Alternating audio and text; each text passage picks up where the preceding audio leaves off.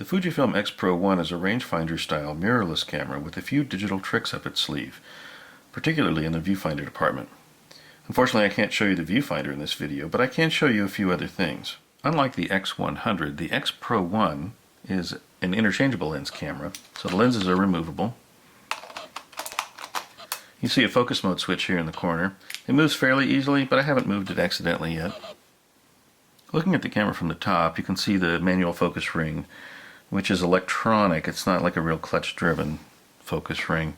And the aperture ring really turns a little too easily for my taste. You can see I'm just doing it with my fingertip. It's slightly more of a break when it comes to the auto mode, but it really slips out of that all the time, unfortunately. The shutter speed dial, on the other hand, is locked. You have to press the button on top to release it, and it can move freely after that. And it's good and stiff the way it ought to be. It locks in place in auto mode. As you can see, the dial here has moved. The exposure compensation dial has moved even while I've been holding it. I had it set for 0 when I started the video. This happens a lot, unfortunately, so that's a little bit of a drawback. Here's the power switch, off and on, and there's a function button here. On the rear of the X-Pro1, I find the controls really well laid out. I particularly like the drive mode button. Very quickly you can get to all the different modes you want to hit. There's a lot of bracketing modes, including dynamic range bracketing, motion panorama mode, and movie mode. They're all right there really quickly available. You can also choose your metering modes really fast. You can also choose your AF points really fast.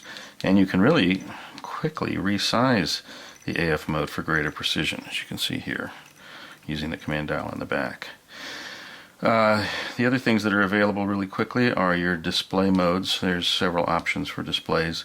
And there's a menu where you can customize the display with things like the level and the histogram and other things. It's kind of good. The quick menu is also another thing that I like. It's really straightforward. You don't have to skip because the grid is strangely designed. It's just a straightforward grid. And if you want to make a change, say to ISO, you just roll it with the command dial on the back. Works really well.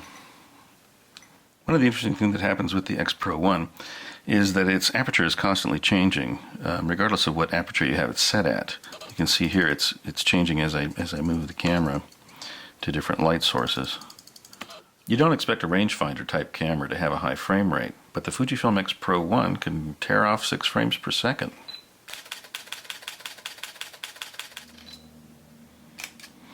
So that's the Fujifilm X-Pro1. I really like the manual controls. I really like the controls on the back, the easy access to the digital controls, and I really like the image quality. So this is a camera I think it's worth checking out.